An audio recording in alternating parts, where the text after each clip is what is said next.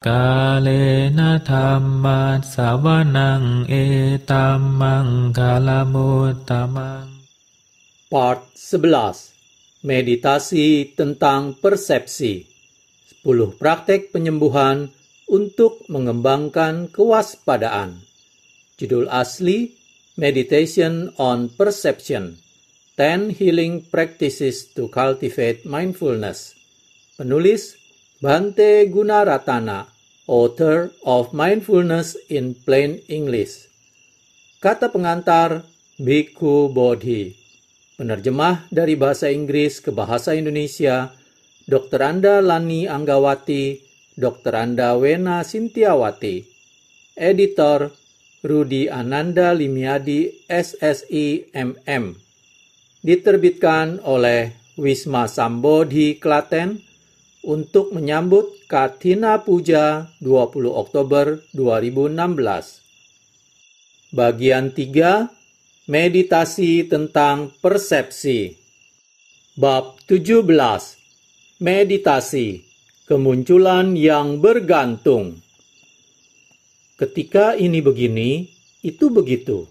Ketika ini muncul, itu muncul. Ketika ini berhenti, itu berhenti. Kata-kata yang penting ini memperkenalkan ajaran Buddha tentang kemunculan yang bergantung. Kata-kata ini memberitahu kita bahwa segala sesuatu itu muncul bergantung pada sebab dan kondisi, serta berlalu bergantung pada sebab dan kondisi. Untuk menjernihkan pokok bahasan ini, Buddha mengatakan, kelapukan dan kematian para bhikkhu adalah tidak kekal, menjadi ada karena terkondisi, secara bergantung muncul dan memudar karena memiliki sifat memudar, karena memiliki sifat berlalu, dan karena memiliki sifat berhenti. Banyak orang yang mendengarkan Dhamma, seperti misalnya Yang Mulia Kondana, salah satu dari 5 siswa pertama Buddha, yang mencapai tingkat pencerahan pertama dengan merenungkan ketidakkekalan semua hal yang terkondisi. Yang Mulia Kondana menyatakan realisasi beliau tentang ketidakkekalan dengan kata-kata yang sekarang terkenal. Apa yang memiliki sifat muncul juga memiliki sifat berlalu. Karena tidak melihat bahwa segala sesuatu bersifat bergantung, orang-orang biasa terjatuh ke dalam pandangan yang ekstrim.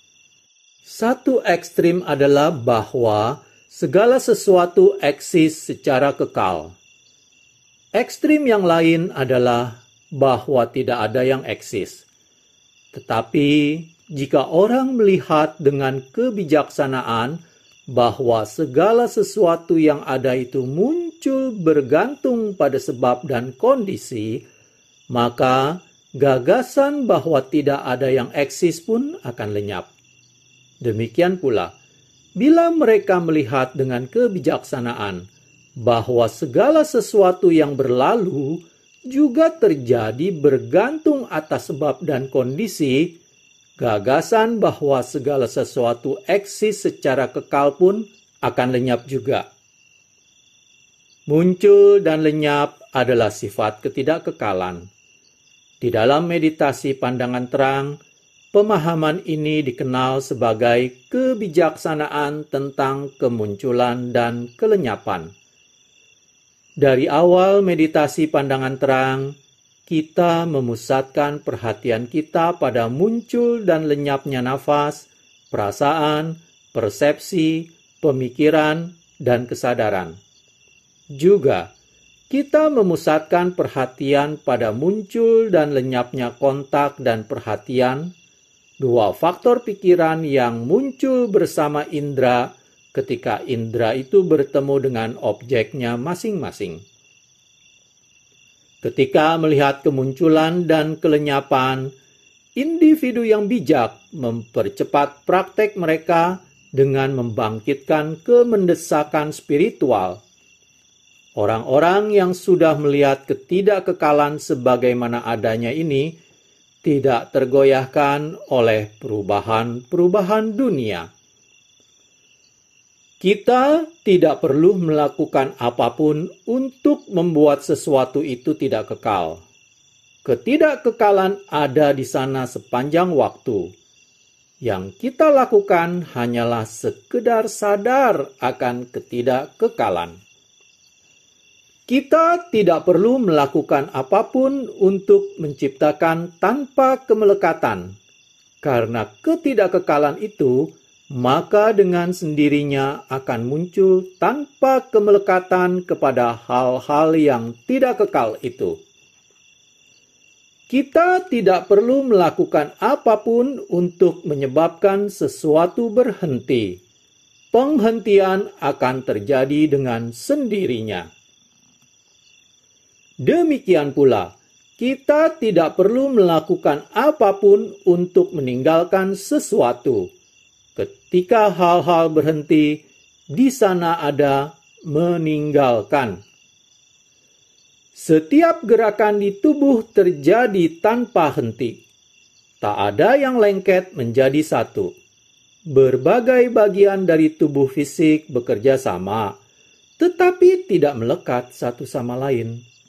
Masing-masing bagian menopang yang lain dalam perubahan-perubahan yang alami dan esensial. Bagi kita, inilah contoh tentang tanpa kemelekatan.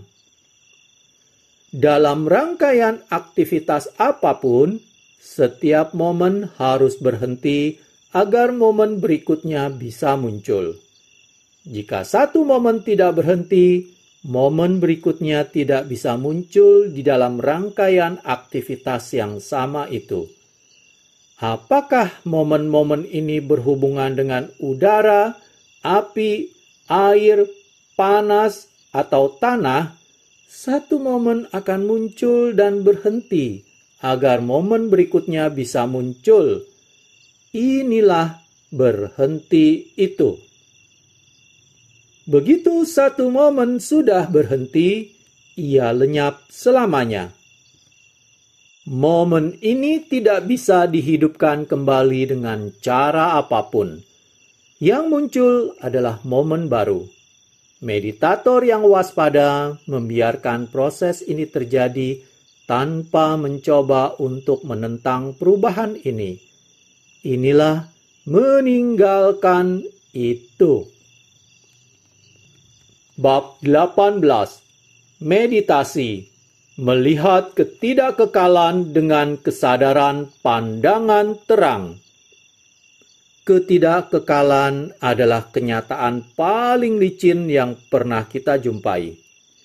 Ketidakkekalan berjalan berlawanan dengan segala yang kita pikirkan atau kita ketahui tentang eksistensi. Pikiran menolak ketidakkekalan secara halus. Ketidakkekalan dengan mudah meluncur masuk pikiran dan keluar lagi dengan sama mudahnya, tanpa membuat dampak apapun. Dan untuk meningkatkan perkembangan spiritual kita, persepsi ketidakkekalan harus berdampak. Pengalaman langsung tentang ketidakkekalan merupakan kebenaran dasar yang kita butuhkan untuk membuat diri kita terbebas. Kita mungkin bertanya-tanya, mengapa pengalaman langsung tentang ketidakkekalan itu begitu penting?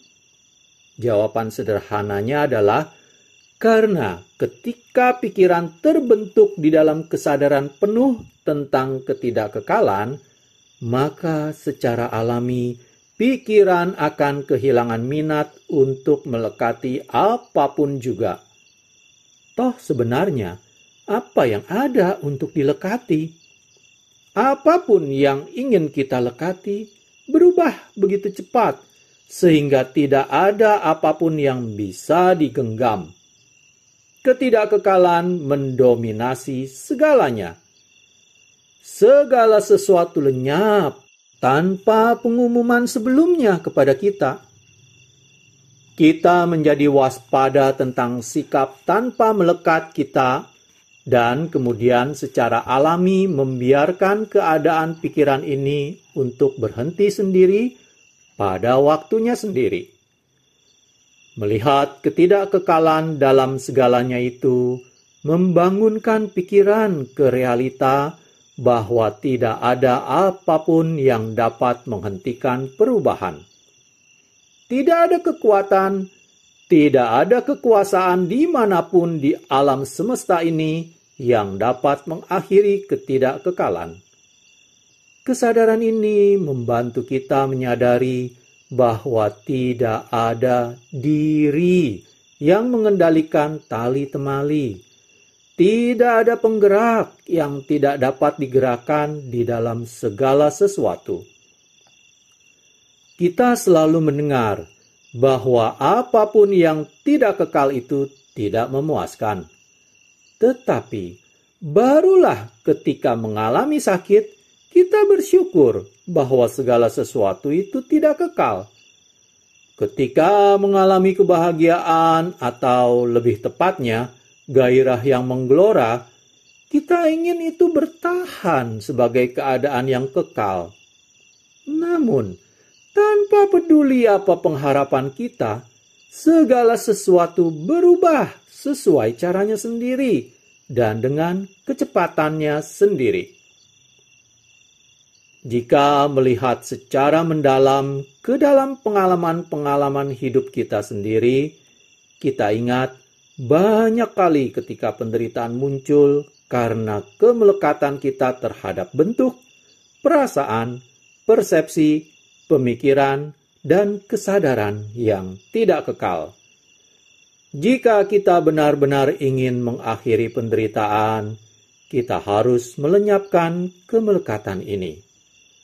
Untuk melihat ketidakkekalan dengan kesadaran pandangan terang, kita harus memberikan perhatian penuh yang waspada pada pengalaman-pengalaman kita tanpa konsep ataupun gagasan yang sebelumnya sudah dipercaya.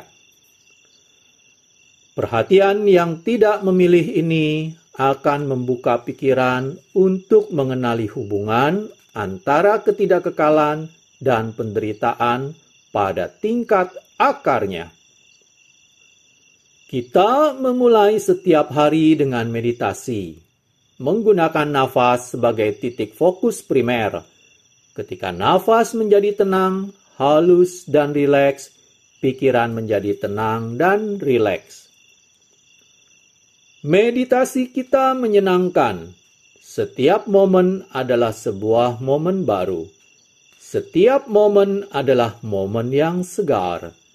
Setiap momen memberi kita pandangan terang yang baru dan pemahaman yang baru. Kita mulai melihat hal-hal yang belum pernah kita lihat sebelumnya.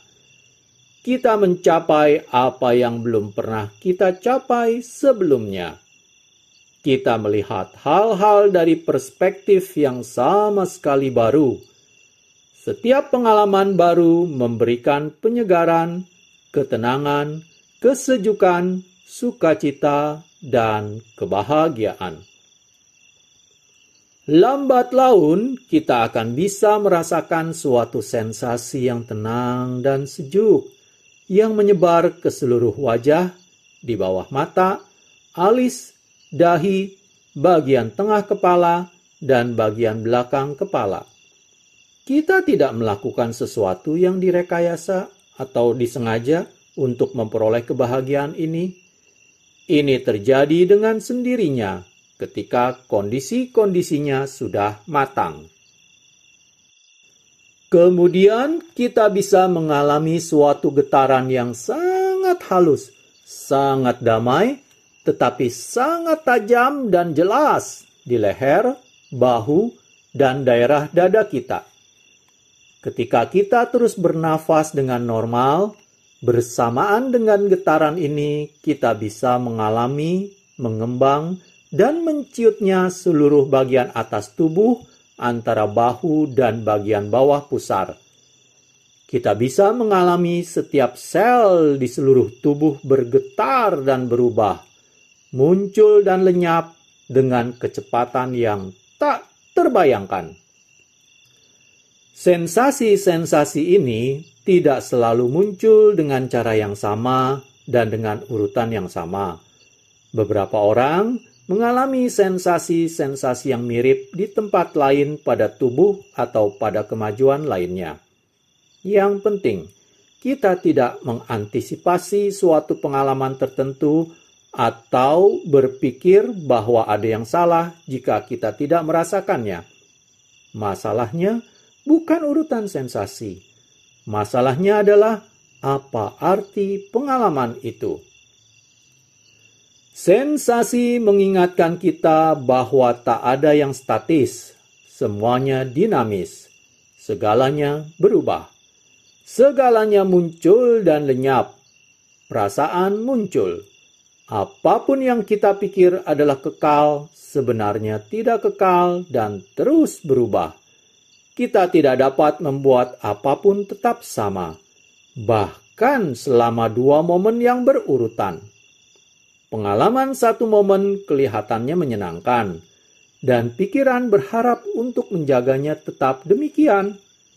Tetapi, bahkan sebelum pikiran menyatakan pengharapan ini, sensasinya sudah berubah. Pikiran bergerak dengan kecepatan yang tak terbayangkan. Tak peduli betapa cepatnya pikiran bergerak untuk menggenggam pengalaman yang menyenangkan itu, pengalaman itu berubah sebelum pikiran menggapainya.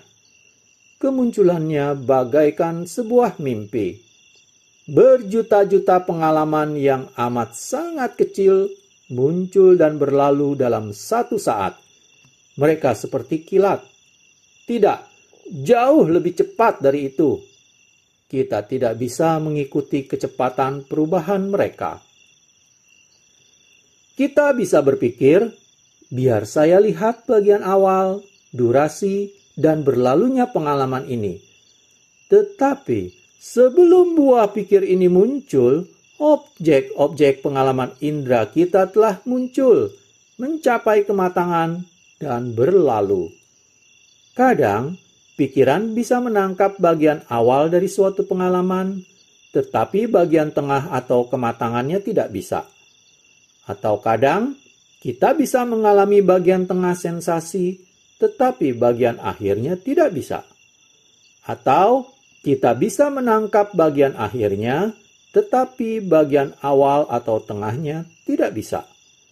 Walaupun demikian, kita waspada terhadap perubahan-perubahan itu. Itu bagus. Setidaknya, kita dapat melihat perubahan-perubahan yang sedang terjadi. Bahkan, lebih bagus bila kita bisa melihat betapa cepatnya hal-hal itu berubah. Kita mengalami ketidakkekalan sepanjang hari, sepanjang malam, setiap momen kita terjaga. Pada titik ini, mungkin kita merasa seolah-olah sedang bernafas bersama seluruh dunia. Kita merasakan setiap makhluk, dari semut kecil sampai gajah besar, ikan kecil sampai paus raksasa, cacing yang merayap sampai ular piton yang amat besar. Mereka semua bernafas bersama ritme kita atau kita bernafas bersama ritme mereka. Ketika kita menaruh seluruh perhatian yang waspada ke tubuh, perasaan, persepsi, pemikiran, dan kesadaran, kita mengalami setiap bagian kecil darinya berubah. Bila kewaspadaan kita sudah terbentuk, pikiran melihat bahwa setiap detik adalah baru. Setiap molekul tubuh, setiap perasaan, persepsi, pemikiran, dan kesadaran itu sendiri, semuanya berubah dengan kecepatan yang tak terbayangkan. Nafas bergerak masuk dan keluar bersama perubahan ini. Sensasi-sensasi terus berubah. Pengalaman kita tentang perubahan ini pun juga berubah. Perhatian kita dan perhatian yang memperhatikan agar melihat perubahan pun juga berubah. Kesadaran kita pun berubah. Bab 19. Kebebasan. Kitab Dhammapada mengatakan kepada kita, jika seseorang melihat dengan kebijaksanaan bahwa semua hal-hal terkondisi adalah tidak kekal, tidak memuaskan, dan bahwa semua dhamma adalah tanpa diri, maka orang akan kecewa pada penderitaan yang merupakan sifat dari semua kondisi, pengondisian, dan hal-hal yang terkondisi. Inilah jalan untuk pembebasan. Kita mungkin bertanya-tanya, apa artinya kecewa pada penderitaan? Tampaknya kita harus menikmati sesuatu terlebih dahulu agar dikecewakan olehnya. Tetapi mungkin kita bertanya-tanya, siapa yang menikmati penderitaan? Buddha menjelaskan bahwa sebenarnya siapapun yang menikmati kesenangan sensual berarti dia menikmati penderitaan. Karena segalanya selalu berubah. Apapun yang kita anggap menyenangkan akhirnya berubah menjadi penderitaan. Makan sepotong roti coklat mungkin memberi kita rasa senang. Tetapi makan seluruh roti coklat itu hampir pasti akan mengubah kesenangan itu menjadi penderitaan. Jika kita melihat seluruh gambarnya, di mana kita menemukan rasa senang dan rasa sakit, maka kita memperoleh pemahaman bahwa baik penderitaan maupun kenikmatan muncul bersama dalam satu paket.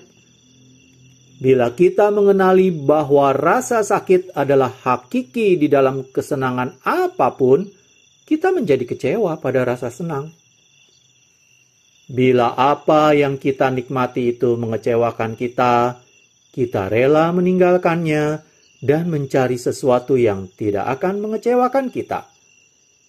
Kemelekatan kita pada kesenangan indera mengikat kita pada kehidupan ini dan pada kehidupan-kehidupan mendatang dengan rasa senang dan rasa sakit serupa. Kemelekatan ini merintangi pencapaian tingkat-tingkat jhana konsentrasi. Ketika konsentrasi kita maju, kita melihat bahwa hanya ada kekecewaan di dalam apapun yang muncul di sangsara, yaitu alam eksistensi yang terkondisi. Kita menyadari bahwa kita mengikatkan diri pada perubahan besar yang lebih jauh dalam lingkaran tanpa akhir ini, dan kita mengembangkan keinginan untuk membebaskan diri dari lingkaran itu. Ketika kita menyadari sifat dari hal-hal yang terkondisi, yang ditandai dengan ketidakkekalan, penderitaan, dan tanpa diri, maka kita kecewa pada penderitaan dan mencari nibbana yang tidak terkondisi, yang kekal, dan tanpa diri. Realisasi ini memotivasi kita untuk menggandakan usaha meditatif kita untuk mencapai keadaan-keadaan konsentrasi dan pandangan terang yang lebih tinggi. Ketika kita maju dalam tahap-tahap konsentrasi yang disebut jhana, akhirnya kita mencapai kondisi di mana persepsi itu sendiri berhenti. Di dalam sutta konsentrasi, Buddha menggambarkan keadaan ini sebagai keadaan di mana meditator tidak lagi mempersepsikan 5 elemen yang membentuk semua hal yang terkondisi. Dengan cara inilah, Ananda, maka seorang bhikkhu dapat memperoleh keadaan konsentrasi sedemikian rupa, sehingga dia tidak akan mempersepsikan tanah sehubungan dengan tanah, air sehubungan dengan air, api sehubungan dengan api, udara sehubungan dengan udara, landasan ketidakterbatasan ruang sehubungan dengan ketidakterbatasan ruang. Terjemahan Bhikkhu Bodhi. Meditator juga tidak sadar terhadap keadaan-keadaan jhana yang dia lalui atau terhadap apapun di dunia ini dan di luar dunia ini. Dia tidak akan mencerap landasan ketidakterbatasan kesadaran sehubungan dengan landasan ketidakterbatasan kesadaran. Landasan ketiadaan sehubungan dengan landasan ketiadaan. Landasan bukan persepsi pun bukan tanpa persepsi, sehubungan dengan landasan bukan persepsi pun bukan tanpa persepsi. Dari dunia ini sehubungan dengan dunia ini. Alam lain sehubungan dengan alam lain. Terjemahan Bhikkhu Bodhi. Tetapi Buddha menjelaskan lebih lanjut. Si meditator dalam kondisi ini tetap akan mencerap. Dengan cara bagaimana? Ananda bertanya. Meditator seperti itu perseptif. Untuk pertanyaan itu, Buddha menjawab, "Di sini Ananda, seorang bhikkhu mempersepsikan demikian. Ini damai, ini agung, yaitu diamnya semua aktivitas, dilepasnya semua perolehan, hancurnya nafsu keserakahan, lenyapnya nafsu, penghentian, nibbana." Terjemahan Bhikkhu Bodhi. Ketika kita masih berada dalam kehidupan, keadaan damai dan agung yang di luar persepsi umum, sebagaimana dijelaskan Buddha di sini, adalah bersifat sementara. Keadaan seperti ini muncul dari konsentrasi meditatif dan berlangsung paling lama 7 hari. Namun, mencapainya merupakan langkah yang penting di jalan ini, karena keadaan ini memberi pertanda penghentian terakhir dari persepsi yang menemani kematian dari manusia yang sepenuhnya tercerahkan. Nibbana, berhentinya eksistensi, pemadaman, keadaan yang sepenuhnya dan secara kekal berada di luar kematian dan kelahiran ulang. Tujuan tertinggi dari jalan Buddha.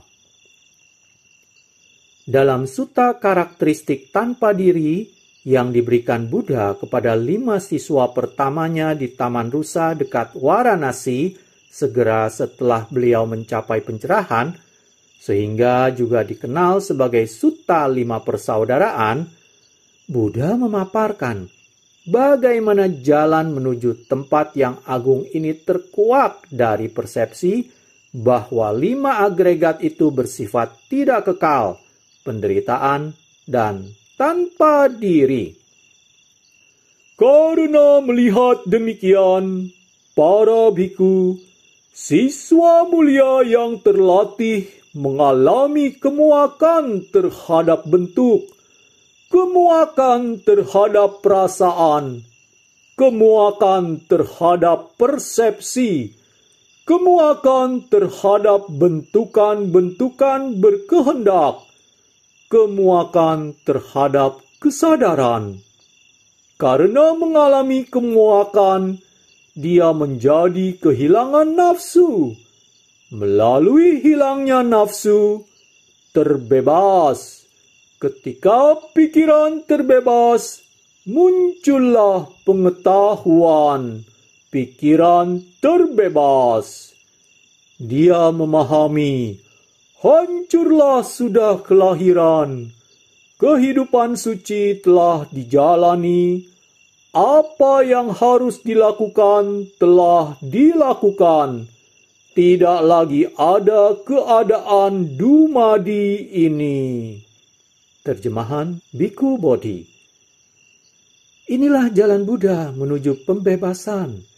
Ini diawali dengan proses sederhana, yaitu memeriksa dengan kewaspadaan cara-cara kita, manusia biasa, mempersepsikan tubuh dan pikiran kita sendiri, termasuk juga dunia di sekitar kita. Persepsi itu sendiri adalah kuncinya. Jadi, mari kita mulai sekarang juga.